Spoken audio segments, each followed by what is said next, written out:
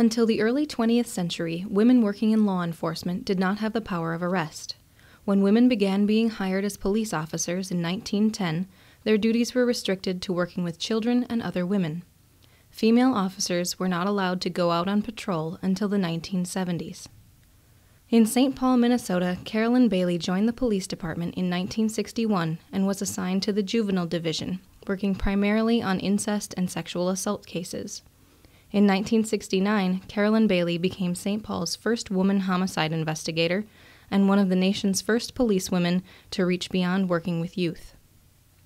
The year of her promotion to investigator, Policewoman Bailey was nominated for a Public Service Award by St. Paul's Chief of Police.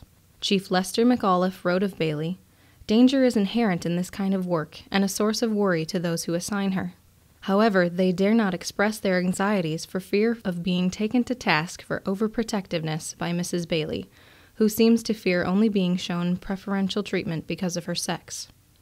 The local media began to take notice of Bailey's success on the job and frequently featured her in newspaper articles. In 1971, Carolyn Bailey was promoted to the rank of sergeant.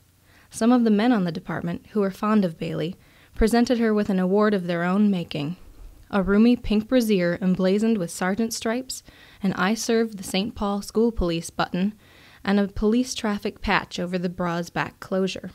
Bailey took it all in stride, later writing that there was a lot of kidding and camaraderie that might very well be viewed today as sexual harassment on the job. Sergeant Bailey became involved with the International Association of Women Police, an organization promoting the involvement of women in criminal justice around the globe. By 1972, Bailey had been elected regional chairwoman of the IAWP, and over the course of the following 10 years, she served both as president of the Minnesota chapter and as president of the association. In 1985, the association began issuing an annual Officer of the Year award, and Sergeant Bailey was the first recipient. Bailey continued to blaze her own trail, and after a municipal judge ruled that in order to avoid being discriminatory, the police department would have to prosecute male customers as well as female prostitutes, Sergeant Carolyn Bailey volunteered to be Minnesota's first prostitute decoy. Assistant Police Chief William McCutcheon expressed doubts about Bailey's ability to obtain customers because Bailey was in her 30s at the time, and the prostitution problem involved girls between 12 and 18 years old. Despite the age difference, on April 25, 1974, the sergeant made 6 arrests within 2 hours on the street. Bailey was deliberate in her choice of undercover attire. She wore red and yellow stoplight colors and a curled, shoulder-length blonde wig. In 1985, Bailey placed first on the St. Paul Police Department's promotion exam and became the city's first woman lieutenant.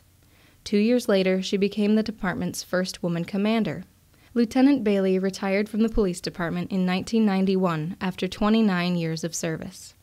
Lieutenant Carolyn Bailey was a pioneer for women in law enforcement across the country, and especially in St. Paul, Minnesota, where she spent her career proving a woman's ability to perform the same duties as her male counterparts. In 1991, Mrs. Bailey generously donated her papers as well as several objects documenting her time on the police force to the Minnesota Historical Society. This important collection helps tell the story of changes in the police department over time, as well as the role of women in society. This is Sandra Ryerson, Collections Assistant at the Minnesota Historical Society.